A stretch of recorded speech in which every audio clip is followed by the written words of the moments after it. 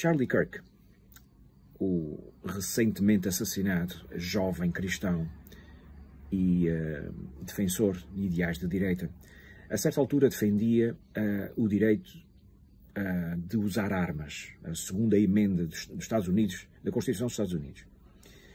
Este parece-me ser um ponto crítico no que diz respeito aos valores que, de facto, Charlie defendeu, e muitos cristãos, ditos cristãos, nos Estados Unidos, e não só, defendem, que é este direito a usar armas, e a certa altura Charlie apresentou o seguinte argumento, que apesar de existirem alguns tiroteios, algumas mortes que acontecem, e de volta e meia ouvimos notícias sobre isso, até nas escolas, nas universidades, pessoas são mortas por atiradores, Charlie dizia que isso é um custo, quase como se fosse a ideia de é um mal menor, é um custo que convém pagar para podermos continuar com o nosso direito de nos defendermos, de termos armas. E depois fez uma comparação com a utilização de viaturas, de carros. E disse que, por ano também, por causa dos carros, por causa dos armas, viaturas, existem inúmeros acidentes e morrem milhares de pessoas.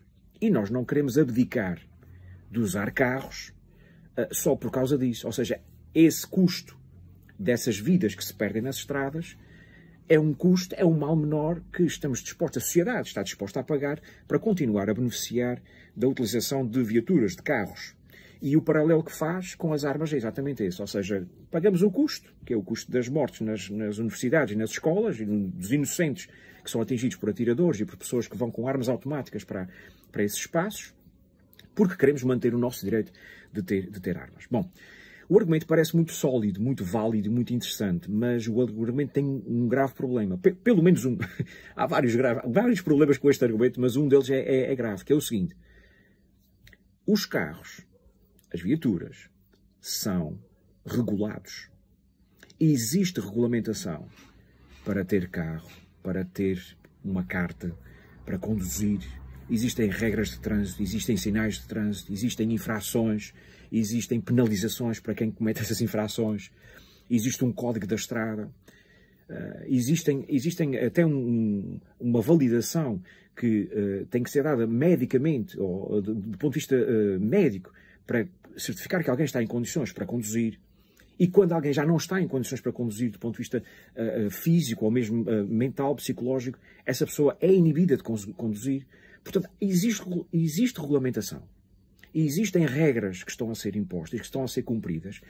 Regras essas que nos lugares e nos países onde são cumpridas, o número de fatalidades na estrada é consideravelmente inferior aos lugares onde as pessoas não cumprem essas regras, não cumprem esses requisitos. E este, sim, é um critério interessante e importante em relação às armas. É que o critério o que é importante em relação às armas não é simplesmente anulá-las, retirá-las, fazê-las desaparecer, porque isso não vai acontecer.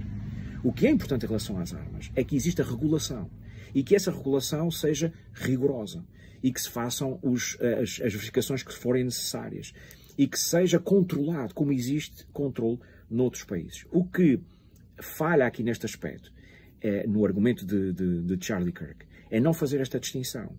É que aquilo que se pede em relação às armas é que exista controle.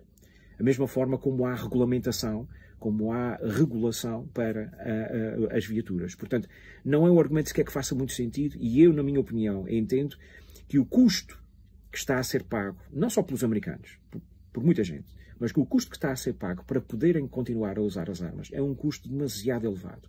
E que se existisse a tal regulação, provavelmente, a pouco e pouco, veríamos pelo menos uma diminuição desse custo. E eu penso que isso era alguma coisa que valia a pena fazer.